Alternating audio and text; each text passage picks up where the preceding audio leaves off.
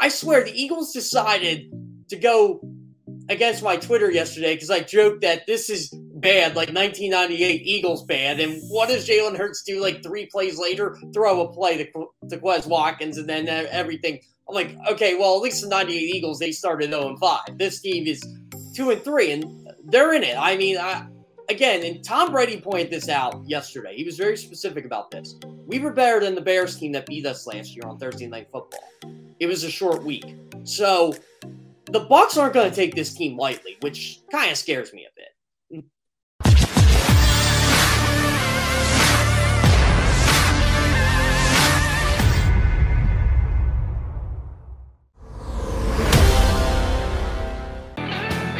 It is Birds 365, a victorious Monday.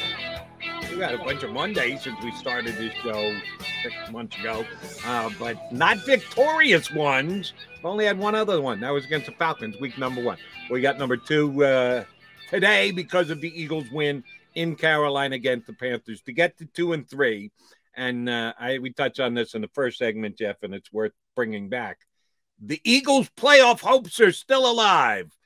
And I did say that leading into this game. Now, truth be told, I picked the Carolina Panthers to win a close game. Could go either way. I thought the difference was going to be Christian McCaffrey because I watched the Eagles get sliced and diced by the run 2 weeks running, and I thought Christian McCaffrey could do a lot of the same. When McCaffrey came out, all right, well, maybe the Eagles can win this game, which they did. More power to them. But as I said last week here on the show, this is a pretty big game in the Eagles season. I know it's only week 5 of a 17-game season, but when you're sitting at 1-3, one of your losses is to San Francisco, who may be a team you would compete against in a wild card fight, with the Arizona being up top of that division. Oh, by the way, yes, San Francisco loses again yesterday. They're now 2-3 with one of their only wins against the Eagles, 2 wins. If you lose to Carolina, who would have gone to 4-1 themselves, and you've got those 2 tiebreaker losses. Oh, by the way, the Cowboys keep winning in the division. They're now 4-1, and you're behind them because they beat you by an extra half game because they beat you head-to-head. Yeah, you're screwed. Your playoff chances, even though it's week 5 of 17, have become severely compromised. But if you win 2-3, Dallas doesn't pick up any ground on you. You beat a team that if you finish in a wild card tie with, you would actually win the tiebreaker. They basically had to have yesterday's game if they wanted to stay in the mix. They got it, and I think that it should keep Eagle fans buoyed for at least another week. Yeah, Jody, and one of the things I said right after the win, well, if you told me the Eagles were going to be 2-3 going into this Tampa Bay game based on how their schedule started, I would take it. And they're 2-3. And the worst they can go is 2-4 in this 6-game gauntlet of a schedule. And I'm like, okay, that's not terrible. And, you know, they have a chance to go 3-3 now. I don't think that's going to happen. But again, it's Monday. I still have a couple of days to make a pick here. But you look at Vegas. They do not look like the same team that won the first 3 games of the year. And Derek Carr is banged up.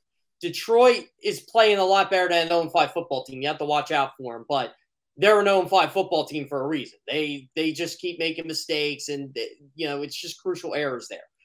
You got Chicago again. I don't think they're as good as advertised, even though they're 3-2. The Chargers are really good. That's going to be. But you look at the back half of this schedule. It's the Jets, the Giants twice, Washington twice. It's if you just stay around 500 and stay in it, why not? It keeps me interested. It keeps you interested. It's, I swear the Eagles decided to go against my Twitter yesterday because I joked that this is bad, like 1998 Eagles bad. And what does Jalen Hurts do like 3 plays later? Throw a play to Quez Watkins and then everything. I'm like, okay, well, at least the 98 Eagles, they started 0-5. This team is 2-3, and they're in it. I mean, again, and Tom Brady pointed this out yesterday. He was very specific about this. We were better than the Bears team that beat us last year on Thursday Night Football. It was a short week. So the Bucs aren't going to take this team lightly, which kind of scares me a bit. Jeffrey Lurie told us way back when, and I know it was only however many months ago, 8, 9, months, but it seems like a lifetime, when they decided to move away from Doug Peterson, that this was going to be a transitional year for the Eagles. That was one of the reasons they gave for Doug Peterson's ouster, was that he wasn't as in tune with the rest of the organization as the fact that it needed to be a transitional year. He wanted to go right back out and win again this year. Shocking. Why would a coach feel that way? Let's try and win as many games as possible. But that was one of the reasons given for Doug no longer being head coach. And you had to take Jeff Lurie at his word that they really thought that this team needed a specific guidance during the offseason. They could have been right or wrong, but you believe that Lurie believed it, and that was the most important thing. Well, Eagle fans don't want to hear that. They never do. Any fan of basically any team, I should say 90%. Every once in a while, you're so freaking bad, you go, all right, we got to rebuild this thing. We stink. We got to take it down and build it back up again. I don't believe Eagle fans believe that about this year's team going in. Certainly not as much as Jeff Lurie did. So the question was transition or competition. Which one was it going to be? Had they lost yesterday to the Carolina Panthers, I would have bought in 100% the transition. I would have said, I need to see Davion Taylor like 85% of the snaps in there at linebacker. Why are we playing certain guys when we know they're not long-term contributors for the Eagles? Everything should have been about building forward with this team. They didn't. They won. So now they're 2-3. They've got the Giants in their rearview mirror. They're tied with Washington in the division. They're only looking up at the Cowboys, and they got them again later. So the half a game they're behind, you can always make up. You just got to win that game. That game, of course, being week 18 of a 17-game season. We don't even know what the standing is going to look like at that time. But if you know that you're going to get a shot to get that win back against the Cowboys, you can know on that and you can build on that. I thought yesterday was huge for them.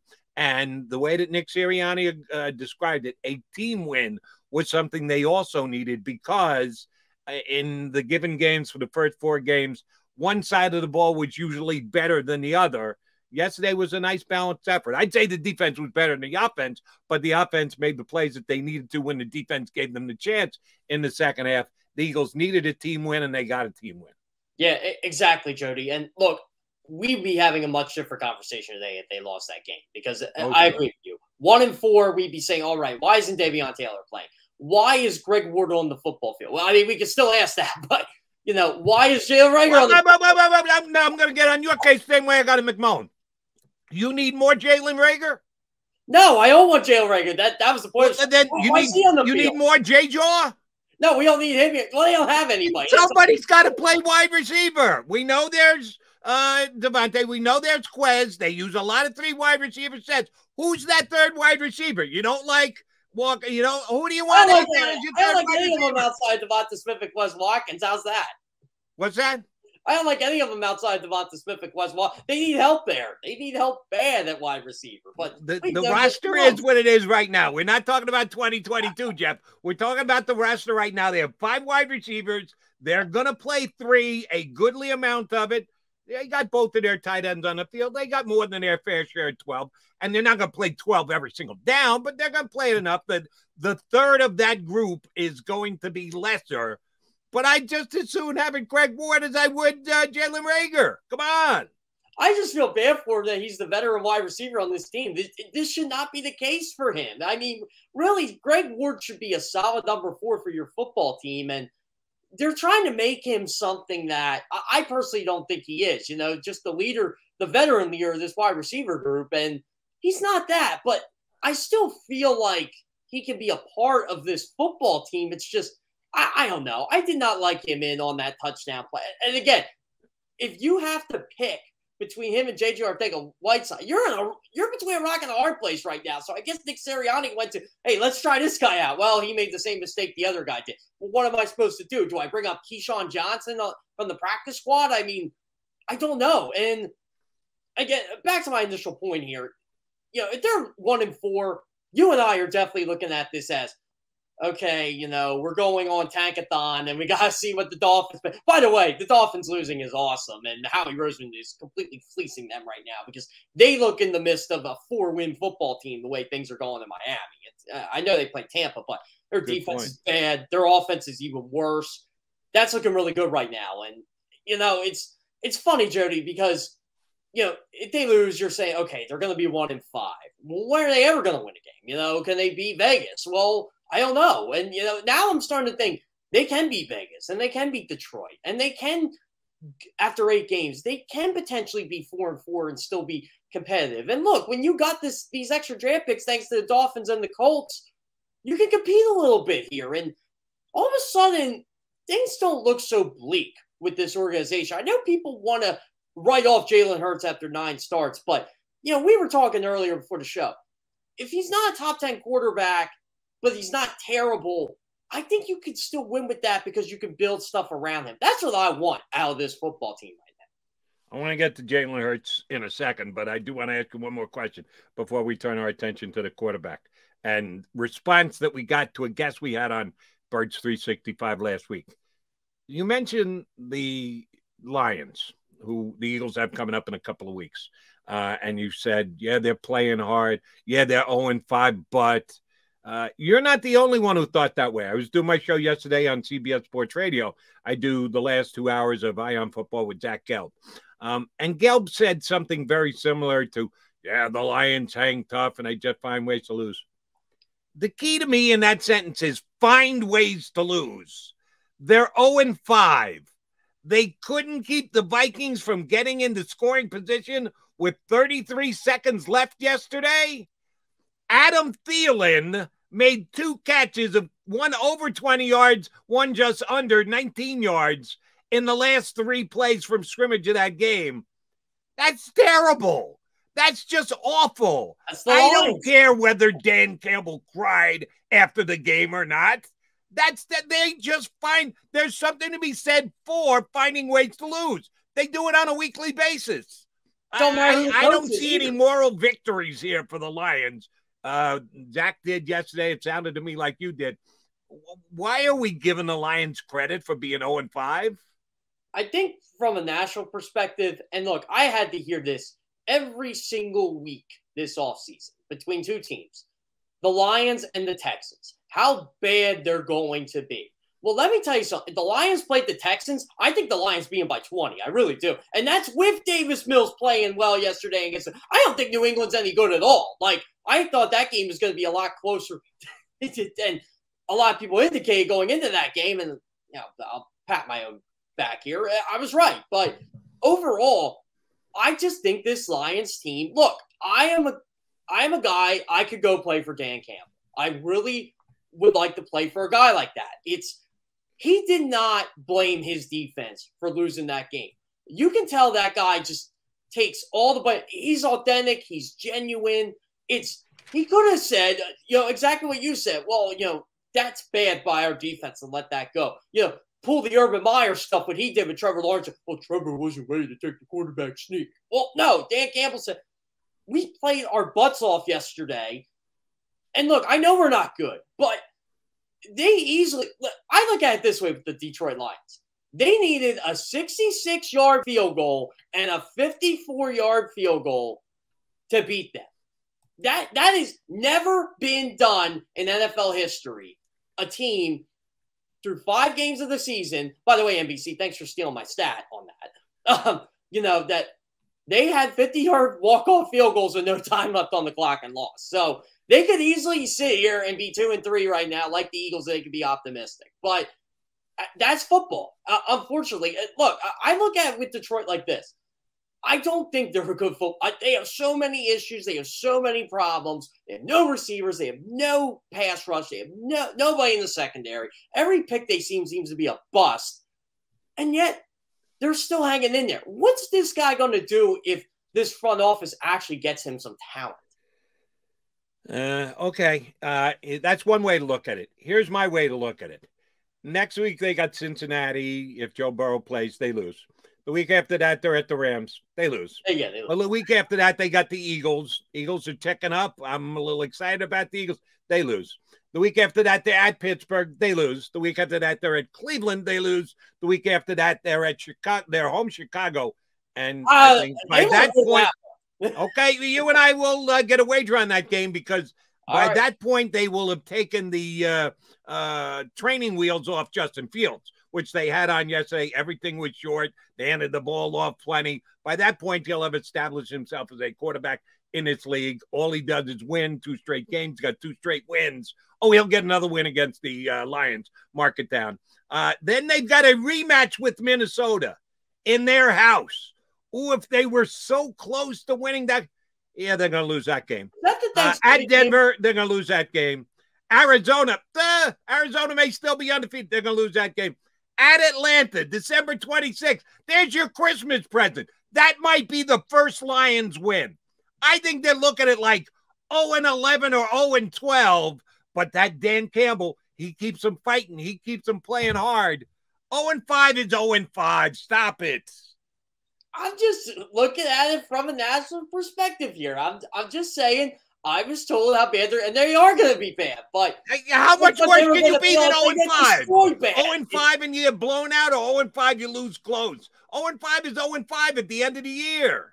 I agree, but didn't we expect this though? Like I didn't expect them to actually have 2 wins taken away from them.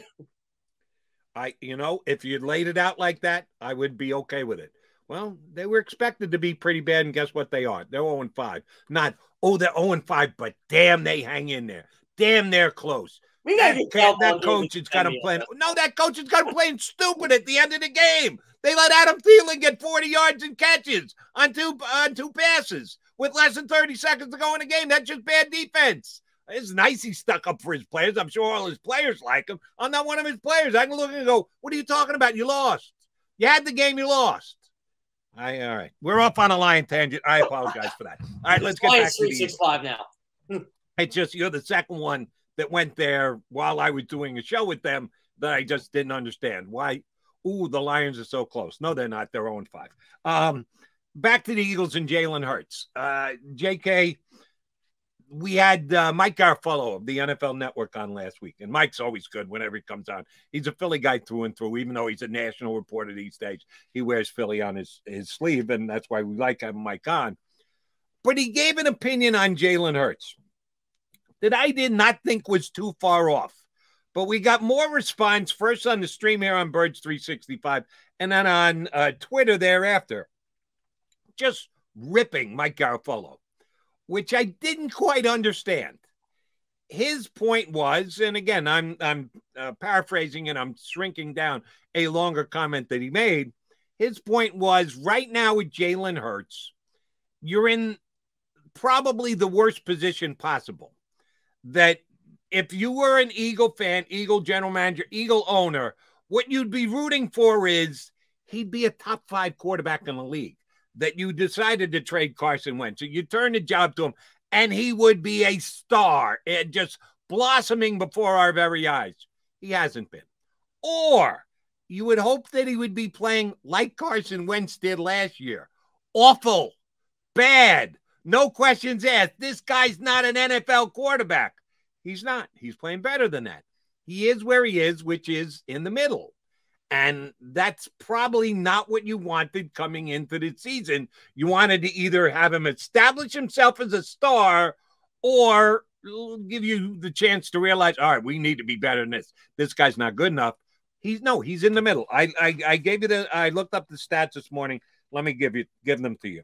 Quarterback rating. All the quarterbacks in the league. Jalen's at 93.3. That ranks 18th. Out of 32, 34 quarterbacks. There's a couple teams that have 2 quarterbacks who have played, so it's quite like 34 guys. He's 18th. What is that? Yeah, dead in the middle. 7 touchdown passes so far this year in 5 games. Believe it or not, I thought they'd actually be lower. He's 16th, dead in the middle. Right in the middle, tied at 16th with 7 touchdowns. His completion percentage is 64.8. That would be 19th, again, in the middle. Yards would be 1,365. He's actually a little higher at 11th. But here's the one thing about the yards. And tell me if this is fair or not. He's gotten a couple garbage time yards. And when I say garbage time, I mean Cowboys had a big lead. The other team's playing prevent defense. They're going to let you throw stuff underneath. He got an, oh, by the way, touchdown against the Cowboys. Last week against Kansas City. Kansas City's got a big lead in the fourth quarter. Prevent defense. Their defense isn't all that good to begin with. And when they're in prevent, you absolutely can throw the ball against them. Another, oh, by the way, touchdown and a whole bunch of yards late in that game. They count. They're part of the 1,300 and change I said. But if you put them in a context of how did he get them, yeah, not as impressive. Now, the big play to Watkins yesterday, they had to come from behind and win. You get bonus points for that, but you also need to put those other yards in perspective. He's 11th. He's middle of the street. That's what he is. And that's what Mike Garafolo said. And the people got so worked up about, who is this guy? What is he not? Was he a little more pessimistic than I am? I'm more glass half full than glass half empty. But let's be honest, the glass isn't filled to the brim. If he was, then Jalen Hurts would be a top 5, top 4, top 3 quarterback. What is it that Eagle fans get defensive of their guys? If anyone questions their guys even a little bit, they get their nose all bent out of shape. Why do you think that is? Oh, because, we're the root of all evil, and we all know what we're talking about. At least from the national perspective. That's what I always hear all the time. Oh, you don't watch this. I'm like, well, this is where I agree and disagree with Mike. He is right. Jalen Hurts is in the middle right now, and that's not a bad thing. He's not. I think people took that way too personally and seriously because I don't think they want to admit that Jalen Hurts is probably never going to be Patrick Mahomes or Justin Herbert. He's just not.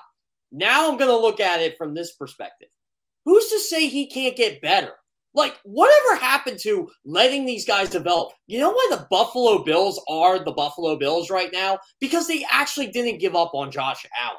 They used the first-round pick on him. They developed him. Brian Dable and all those guys in Buffalo decided, you know what? This is our guy. We think he has potential.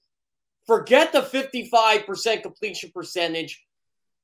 And look what he is now. He probably is one of the best quarterbacks, if not the best quarterback in football through 5 games this season. And he's been like this now. This isn't a one-year thing. He's been better than he was last year. He can move his arm. He can move with his legs. Look at Lamar Jackson. Same thing. All I ever hear on Twitter is, he's a running back. He can't win a playoff game. He can't do this, can't do that. Well, guess what? He does it. Oh, and by the way, Lamar Jackson is really, really good. Why can't Jalen Hurts be Josh? Why do we have to judge him after 9 games? And look, I get what Mike's saying, but can we calm down with the hot takes on this guy? Like, on all these guys. Can we let this guy play and get better? Is it the worst thing in the world that Jalen Hurts is going to be your quarterback in 2022? No, it's not. Is this Eagles team going to win the Super Bowl in the next 2 years? No, but I'll tell you what, they're going to be a lot better if Jalen Hurts gets better. His completion percentage is already up. His yards per attempt is already up. I think Nick Sirianni does a pretty decent job at actually playing to his strengths. Who's to say his arm strength can't get better? Who's to say him throwing across the middle can't get better? I talked to Jalen Hurts Friday. We were talking exactly about this. He goes, and, I wish I could, be judged, not putting words in his mouth, but, we were joking about it a little bit. Hey, you go on social media and, we were talking about the rat poison stuff. He goes, rat poison is, he said, it's not some Nick Saban taught you. He said, I went to Alabama, obviously. Some people listen to that stuff. Some people listen to Coach Saban and some people don't. And I feel I was one of the people who listened to him. So Jalen Hurts is a smart guy. I think he's going to figure it out. I think he's going to get better. But can we just hold off on the Jalen Hurts can't do this when I literally present facts to you and you want to contest them because you have some agenda going on? Fine. But I'm just putting the stats out right now. There's only 4 quarterbacks in NFL history that have more yards through 9 starts than Jalen Hurts. Why don't we go on what he's done now and what he potentially can be instead of just saying, he's done. We need Malik Wills. We need Carson Strong. We need Spencer Rattler. Oh, by the way, it was benched Saturday. We need these college quarterbacks who really we don't know anything about. Well, here I was agreeing with you in a second, but what you said there at the end, you just completely blew away the point that I made about the by the way yards. Oh, he's got more yards. Well, but he got a bunch of those yards in garbage time. when the other defense was saying, here, please throw the ball against us. As long as you keep it in bounds and run the clock, and we're going to end up winning the game by 2 scores, go ahead, take as much yard. So there are numbers, there are stats. You can crunch them. You can move them any way you want. I'm going to start and let us add stats. the running stats that Jalen Hurts is putting up, because you're right. Your comparison to Lamar Jackson is dead on. There's more than one way to skin a cat, and Jalen does it with his legs as much as he does it with his arms, and that absolutely counts in the conversation. Here's where you and I are the same, and this is where I think everybody got ticked off at Garoppolo. He kind of took a hot take and a stance and said, I don't believe Jalen Hurts is going to be a winning quarterback in this league. Good for Mike. He wants to make a decision as quickly as he does. I think that would be ill-advised and foolish, but he took the stance. Here's my stance, and there are some like the stuff in comparison to historical quarterbacks and the like. No, Jalen Hurts has not been that good. I don't care what the numbers say. I don't care. There are certain stats that may point to that, but there are reasons he's been able to achieve those stats. Here's my point, and I made it last week, and after this week's performance, which again, 2 touchdown runs, outstanding, less than 200 yards, no touchdowns, 1 pick, It was an okay game for Jalen Hurts. That's all it was. It wasn't a bad game because he ran for 2 touchdowns. Wasn't a great game because he didn't throw for any, and he was kind of lucky to get 200 yards. We're still in the evaluative process. Why do we have to make a stance right now? Why do we have to say, Jalen is the man? What do you mean draft a quarterback? We got our guy. I don't know that. What do you mean Jalen Hurts can't play? He's never going to win. He's never going to be a franchise quarterback. Never going to be an elite quarterback. I don't know that. He's played 5 games this year. I don't count the ones last year near as much as this year because it's his team now. He's the quarterback. Last year he was just filling a void for Carson Wentz. So these 5 games means much more to me than any of the 3 played last year. 5 games. You've got a season of 17. Why do you have to take a definitive stance after just 5? It's not even a third of the way through the season. Can we let this play out a little bit? Can we let him play out a little bit before we make the call? That's all I'm saying. But yeah, everybody needs to have an opinion immediately. See, 20 minutes of game, and I can tell you exactly what's going to happen for the next 5 years with this person. Well, then you're a better evaluator than me because I can't tell. Sometimes it's blatant. Sometimes it jumps up and you can see it immediately. God, this kid is great. Or God, this kid sucks. Jalen Hurts hasn't done either of those 2 things yet. You can't say that about him either way. But everybody has got to do that. And that's why I think everybody got so annoyed at Garoppolo last week because he came out and said, my opinion is, yeah, I don't think Jalen Hurts is going to be good enough.